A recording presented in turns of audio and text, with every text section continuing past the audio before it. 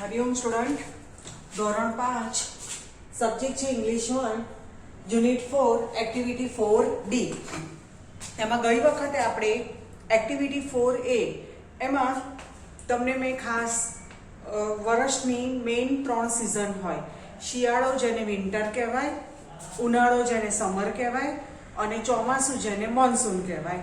તો એના વિશે તમને લોકોને અહીંયા સમજૂતી આપી હતી અને કયા ફેસ્ટિવલ કયા સિઝનમાં આવે એ પણ તમને સમજાવ્યું હતું. જેમ કે પહેલો ફેસ્ટિવલ એ લોકોએ બતાવ્યો છે કે દિવાળી, તો એ શેમાં આવે તો કે વિન્ટરમાં. મેં તમને કીધું હતું કે નવેમ્બરથી ફેબ્રુઆરી સુધીની જે સિઝન હોય એને વિન્ટર એટલે કે શિયાળો કહેવાય. અત્યારે ડિસેમ્બર ચાલે છે તો એ શું છે તો કે વિન્ટર. અને આમે આપણે ગુજરાતમાં સૌથી વધારે ઠંડી ક્યારે પડે છે તો કે ડિસેમ્બરમાં, બરાબર. પછી માર્ચથી શરૂ કરી અને જૂન મહિના સુધીનો જે 4 મહિનાનો ટાઈમ હોય એને શું કહેવાય ઉનાળો એટલે શું કહેવાય તો કે સમર. અને જુલાઈ, ઓગસ્ટ, સપ્ટેમ્બર અને ઓક્ટોબર એ 4 મહિના હોય એને શું કહેવાય તો કે મોન્સૂન. મોન્સૂન એટલે ચોમાસું, બરાબર. તો પહેલું છે દિવાળી. તો દિવાળી ક્યારે આવે તો કે ઓલમોસ્ટ નવેમ્બરના પહેલા વીકની આજુબાજુ આવતું હોય છે, તો એ ટાઈમને શું કહેવાય તો કે છે કે વિન્ટર. પછી બીજું બતાવ્યું છે હોલી. હોલી ક્યારે આવે તો કે માર્ચ મહિનામાં, તો એને શું કહેવાય તો કે સમર. સમર એટલે ઉનાળો. અને પછી છે નવરાત્રી. તો નવરાત્રી ક્યારે આવે તો કે સપ્ટેમ્બર અથવા તો ઓક્ટોબરના પહેલા વીકમાં, બરાબર. તો એ વખતે શું હોય તો કે ચોમાસું એટલે શું હોય તો કે મોન્સૂન, બરાબર. તો એના વિશે તમને લોકોને સમજૂતી આપી હતી. અને પછી છે છેલ્લું હતું એમાં બર્થડે કેકનું બતાવ્યું હતું, બરાબર. બર્થડે પાર્ટી છે ને કેક કટિંગ કરે છે ને બર્થડે સેલિબ્રેશન કરે છે એ બતાવ્યું હતું. હવે છે એક્ટિવિટી 4D. તો શું છે કે અહીં કેટલીક વસ્તુઓના નામ આપેલા છે, તે કયા ઉત્સવને લાગુ પડે છે તેની સમૂહમાં ચર્ચા કરો. દરેક ઉત્સવના કોષ્ટકમાં તે નામ યોગ્ય રીતે લખો. ઉત્સવ એટલે ફેસ્ટિવલ, ફેસ્ટિવલ એટલે તહેવાર, બરાબર. તો એ લોકોએ 4 લખ્યું છે: હોળી, દિવાળી, બર્થડે અને કાઇટ ફ્લાઇંગ ડે. અને નીચે રાઉન્ડમાં ઉપર રાઉન્ડમાં બધું લખ્યું છે, જેમ કે બલૂન્સ. તો બલૂન્સ આપણે ક્યારે હોય તો કે બર્થડે પાર્ટીમાં કરીએ એ પ્રમાણે, બરાબર. આપણે જોઈ લઈએ. પહેલા હું કોષ્ટક બનાવી દઈએ.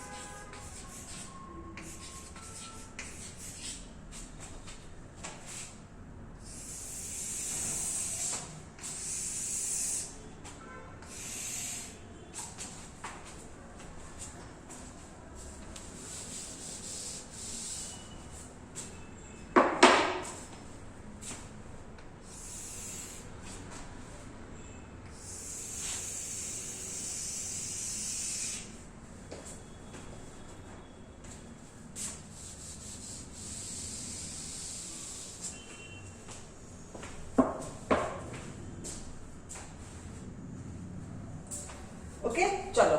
કાઇટ ફ્લાઇંગ ડે તો ટૂંક સમયમાં આવશે ઉત્તરાયણનો તહેવાર. તો એ ફિક્સ જ હોય કે 14 જાન્યુઆરી 14 જાન્યુઆરીએ જ આવે, એમાં આગું પાછું થાય નહીં. હા, આ 3 વસ્તુ છે કે હોળી અને દિવાળી, તો એમાં ફિક્સ ના હોય કારણ કે ગુજરાતી તિથિ પ્રમાણે આવે, બરાબર. હોળી છે ફાગણ સુદ પૂનમના દિવસે આવે અને દિવાળી છે આસો વદ માસના દિવસે આવે. અને તમારી બર્થડે એ ફિક્સ જ હોય કે ભાઈ વર્ષમાં તમારી બર્થડે ક્યારે આવે છે, વાંગુ પાછું હોય ના હોય, બરાબર. ઓકે, ચલો. પહેલું છે બલૂન્સ. તો બલૂન્સ ક્યારે આપણે તો કે બર્થડે પાર્ટીનું સેલિબ્રેશન હોય એ વખતે આપણે બલૂન્સનો ઉપયોગ કરીએ કારણ કે રૂમ ડેકોરેટ ને એવું બધું કરતા હોય, બરાબર. તો ચલો બલૂન્સ એમાં લખીશું અહીંયા બલૂન્સ, બરાબર. પછી ગ્રેડલન્સ એટલે શું થાય તો કે ફૂલોની માળા, બરાબર. તો એ ક્યારે તો કે દિવાળીમાં આપણે પૂજા હોય, લક્ષ્મી પૂજન કરતા હોઈએ, એમાં ભગવાનની પૂજા કરતા હોઈએ, અથવા તો જે લોકો વેપારી હોય, લોકો ચોપડા પૂજન કરતા હોય, તે વખતે એ લોકો ફૂલોની માળાનો યુઝ કરે, બરાબર. એટલે ગ્રેડલન્સ ક્યારે આવે તો કે દિવાળીમાં.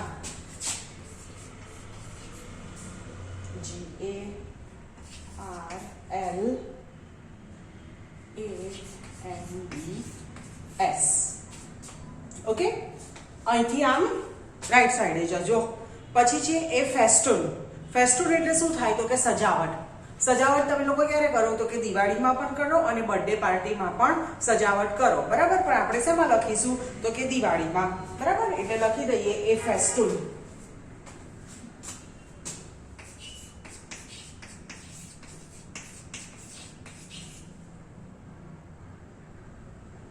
FEST OO છે, OON.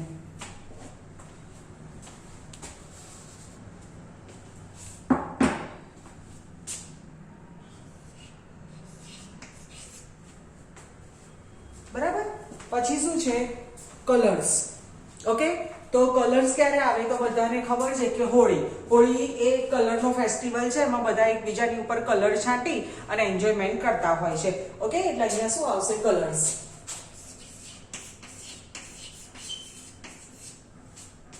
પછી કયું છે એ કેક. તો કેક તો શેમાં હોય તો કે બર્થડે પાર્ટીમાં જ હોય, કેક સેલિબ્રેશન. ઓકે,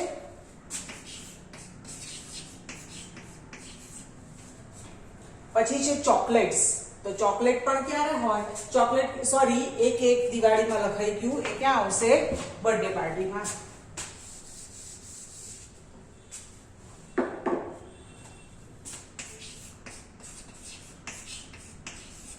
બરાબર. પછી ચોકલેટ્સ, બરાબર. બર્થડે માં લોકો ચોકલેટ એકબીજાને આપતા હોય છે. આપણી સ્કૂલમાં પણ એવું હોય છે, બરાબર. તમે ક્લાસમાં જેટલા બી સ્ટુડન્ટ હોય અને ટીચરોને તમે લોકો ચોકલેટ આપતા હો છો. ચોકલેટ્સ.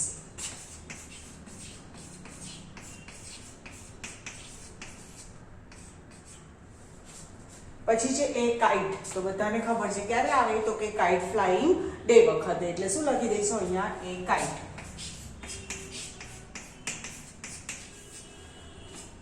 પછી છે કેન્ડલ્સ. કેન્ડલ્સ એટલે શું થાય તો કે મીણબત્તી. તો મીણબત્તી અત્યારે એવો ટ્રેન્ડ આવી ગયો છે કે લોકો દીવાને બદલે ઘરમાં મીણબત્તી મૂકે છે. તો કેન્ડલ્સ તમે બર્થડે પાર્ટીમાં પણ હોય, કેકની ઉપર કેન્ડલ મૂકીને ફૂંક મારતા હોય છે ને, અને અહીંયા પણ હોય છે, બરાબર. પણ આપણે દિવાળી લખીશું. Okay, candles.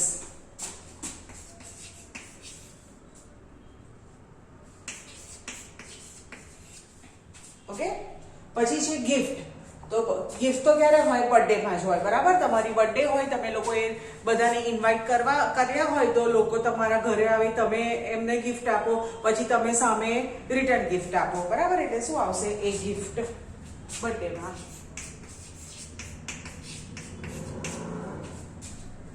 પછી છે લેમ્પ. લેમ્પ એટલે દીવાઓ. તો એ શેમાં આવશે? દિવાળીમાં.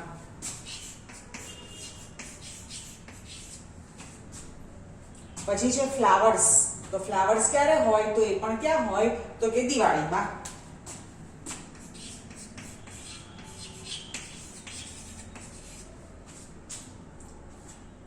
અને પછી છે સ્વીટ્સ. તો સ્વીટ બર્થડે માં પણ હોય અને દિવાળીમાં પણ હોય. આપણે બર્થડે માં લખી દઈએ. ઓકે, બેમાં લખવું હોય તો બેમાં લખાય. અને અહીંયા પણ આમ એરો માર્યો છે, ધેટ મીન્સ કે અહીંયા પણ લખાય. જો અમુક ઘણી બધી વસ્તુ એવી છે કે જે બેમાં આવતી હોય તો તમે જેમાં લખો એમાં તમને સાચું પડે, બરાબર. જેમ કે કેન્ડલ્સ છે તો મેં તમને કીધું કે દિવાળીમાં તો હોય જ, પણ સામે બર્થડે માં પણ હોય, બરાબર. તો પછી એ રીતે શું હોય તો કે સ્વીટ. તો સ્વીટ દિવાળીમાં પણ હોય અને બર્થડે માં પણ હોય. ઓકે, તો આ તો યુનિટ 4 માં એક્ટિવિટી 4D. હવે છે એક્ટિવિટી 5A.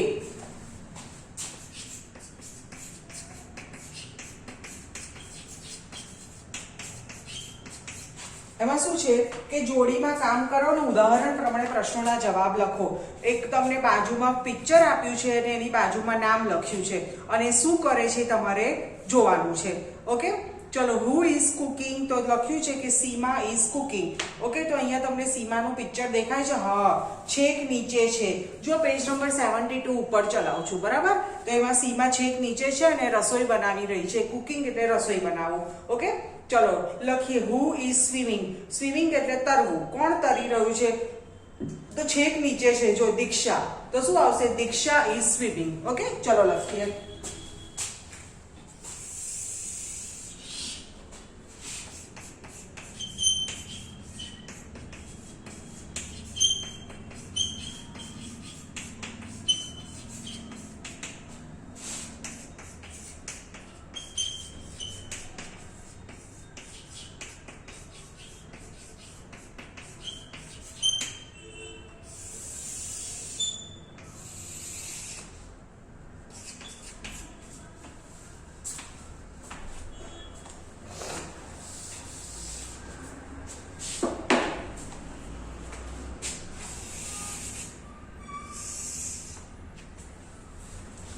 બરાબર, ચલો પછી નેક્સ્ટ છે કે હુ ઇઝ રનિંગ. રનિંગ એટલે દોડવું. કોણ દોડી રહ્યું છે?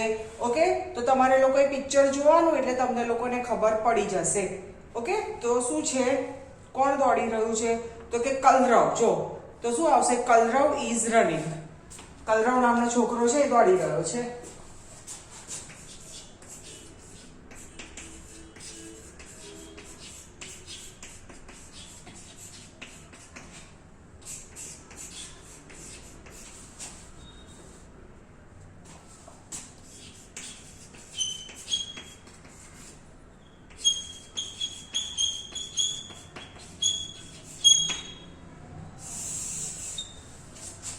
પછી છે નંબર 3, એટલે અહીંયા નંબર 4, કારણ કે પહેલું તો લોકો એક્ઝામ્પલ માટે આપેલું છે. Who is eating. ઈટિંગ એટલે ખાવું. કોણ ખાઈ રહ્યું છે? તો કાવ્ય. કાવ્યા. બરાબર, કાવ્યા નામની છોકરી છે એ ખાઈ રહી છે અથવા તો જમી રહી છે. ઓકે,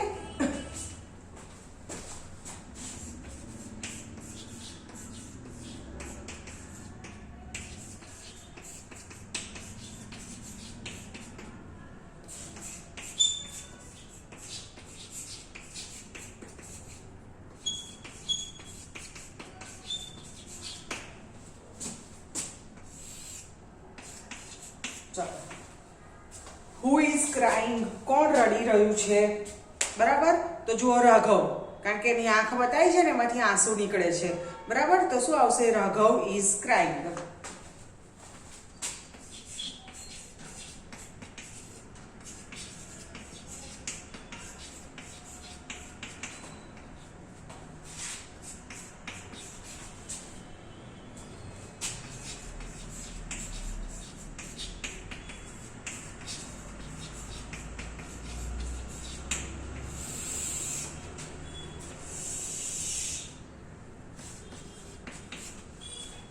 પાંચમું એટલે અહીંયા છઠ્ઠું. Who is riding bicycle.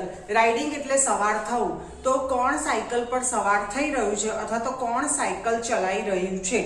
તો શું આવશે? તો કે વીર. બરાબર, દેખાય છે ને ફોટો? ફોટો જોઈને જ આપણે કરીએ છીએ. તો Veer is riding a bicycle.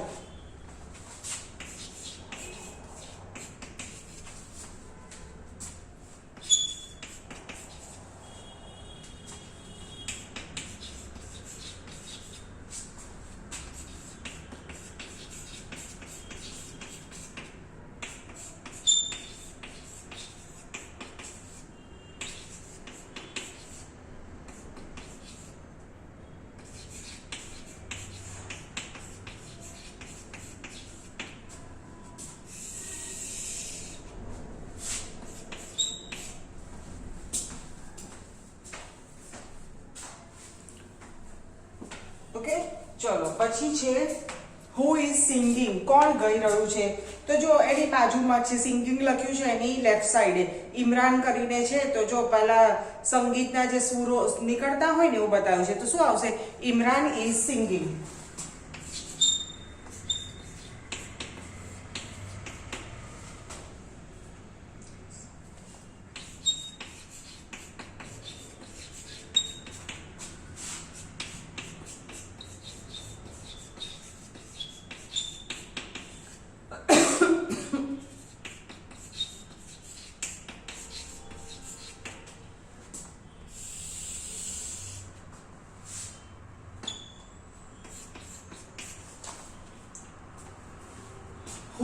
Sleeping. Sleeping એટલે સૂઈ જવું.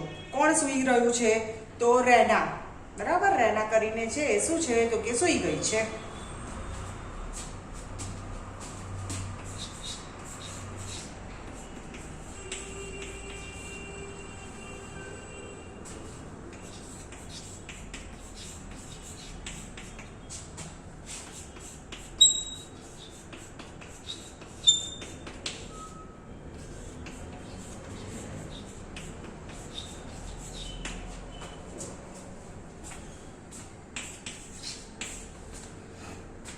Who is climbing a tree? Climb એટલે ચડવું. કોણ ઝાડ ઉપર ચડી રહ્યું છે? તો છેક ઉપર કેના પેલી પેઇન્ટિંગ કરે છે એની નીચે જે જો રેશમ નામ આપ્યું છે એ છોકરો ઝાડ ઉપર ચડી રહ્યો છે. તો શું આવશે? રેશમ is climbing a tree.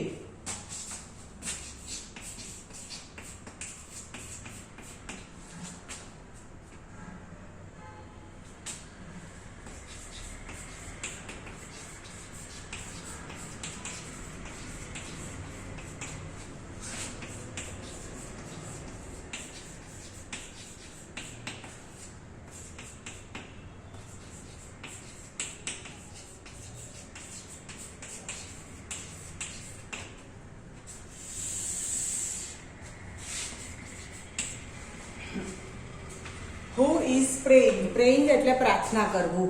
કોણ પ્રાર્થના કરી રહ્યું છે? તો શું આવશે? જો હાથ જોડીને અથવા તો માળા ફેરવે છે. હા, મીરા. મીરા નામની છોકરી છે એ પ્રાર્થના કરી રહી છે.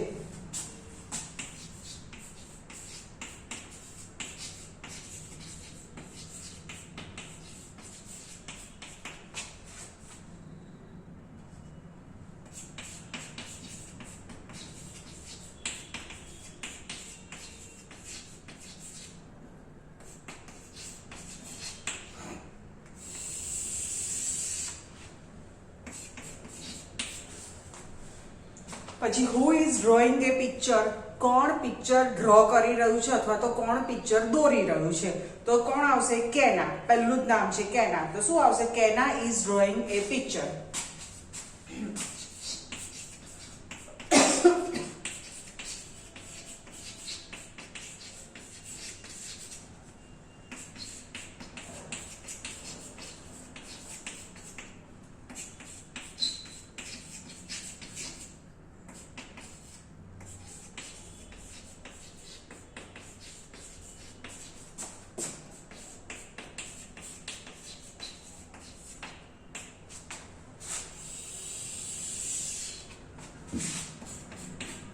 અને છેલ્લું who is playing? કોણ રમી રહ્યું છે?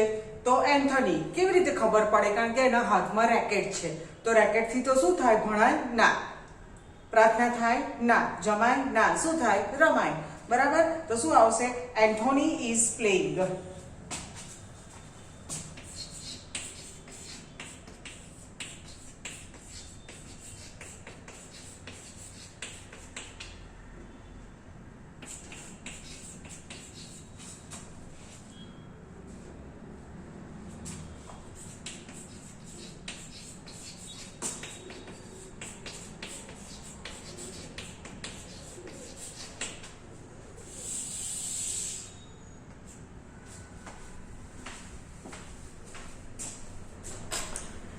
બરાબર. તો આજે આપણે એક્ટિવિટી 5A માં ટોટલ 11 સેન્ટેન્સ જોયા. હવે આ બધામાં તમને શું શીખવા મળે છે કે દરેક ક્રિયાપદની પાછળ ing લાગેલું છે. ing લાગેલો છે એનો મતલબ શું થાય કે એક ક્રિયા ચાલુ ક્રિયા છે જેને ઇંગ્લિશમાં પ્રેઝન્ટ કન્ટિન્યુ ટેન્સ કહેવાય. બરાબર. જેમ કે આઈ એમ સ્પીકિંગ, હું બોલી રહી છું. આઈ એમ રીડિંગ, હું વાંચી રહી છું. પછી આઈ એમ ટીચિંગ, હું શીખવાડી રહી છું. તો પાછળ શું આવે છે? ing. જેની પાછળ ing આવે એ ક્રિયા કેવી કહેવાય? તો કે present continue tense. That means કે એ ક્રિયા થઈ રહી છે. બરાબર. યુ આર વોચિંગ વિડીયો, તમે વિડીયો જોઈ રહ્યા છે. WATCHING પાછળ ing લાગે એનો મતલબ શું થાય કે એ ક્રિયા થઈ રહી છે. ઓકે, ચલો તો અહીંયા પહેલું છે વાંચીને સંભળાવો કે હુ ઇઝ સ્વિમિંગ એટલે કે કોણ તરી રહ્યું છે. બરાબર. તો શું આવશે? દીક્ષા. દીક્ષા ઇઝ સ્વિમિંગ. ફોટો જોશો એટલે તમને લોકોને ખબર પડશે કે દીક્ષા તરી રહી છે. પછી હુ ઇઝ રનિંગ. કોણ દોડી રહ્યું છે? તો શું આવશે? કલરવ ઇઝ રનિંગ, કે કલરવ દોડી રહ્યો છે. Who is eating. ઇટિંગ એટલે ખાવું, બરાબર, કે કોણ ખાઈ રહ્યું છે? તો કાવ્યા ઇઝ ઇટિંગ, કે કાવ્યા ખાઈ રહી છે. પછી હુ ઇઝ ક્રાઇંગ. કોણ રડી રહ્યું છે? તો શું આવશે? રાઘવ ઇઝ ક્રાઇંગ, કે રાઘવ રડી રહ્યો છે. પછી who is riding a bicycle. કોણ સાયકલ ઉપર સવાર થઈ રહ્યું છે? તો શું આવશે? વીર. વીર ઇઝ રાઇડિંગ એ બાઇસિકલ, કે વીર સાયકલ ચલાવી રહ્યો છે અથવા તો વીર સાયકલ ઉપર સવાર થઈ રહ્યો છે. Who is singing. કોણ ગાઈ રહ્યું છે? તો ઇમરાન ઇઝ સિંગિંગ, કે ઇમરાન ગાઈ રહ્યો છે. Who is sleeping. કોણ સૂઈ રહ્યું છે? તો રૈના ઇઝ સ્લીપિંગ, કે રૈના સૂઈ રહ્યો છે. પછી who is climbing A tree. કોણ ઝાડ ચડી રહ્યું છે અથવા તો કોણ ઝાડ ઉપર ચડી રહ્યું છે? તો રેશમ ઇઝ ક્લાઇમ્બિંગ એ ટ્રી, કે રેશમ ઝાડ ઉપર ચડી રહી છે. Who is praying. કોણ પ્રાર્થના કરી રહ્યું છે? તો મીરા ઇઝ પ્રેઇંગ, કે મીરા પ્રાર્થના કરી રહી છે. Who is drawing A picture. કોણ પિક્ચર ડ્રો કરી રહ્યું છે અથવા તો કોણ પિક્ચર અથવા તો ચિત્ર દોરી રહ્યું છે? તો કેના ઇઝ ડ્રોઈંગ એ પિક્ચર, કે કેના પિક્ચર દોરી રહી છે. Who is playing. કોણ રમી રહ્યું છે? તો એન્થોની ઇઝ પ્લેઇંગ, કે એન્થોની રમી રહ્યો છે. બરાબર.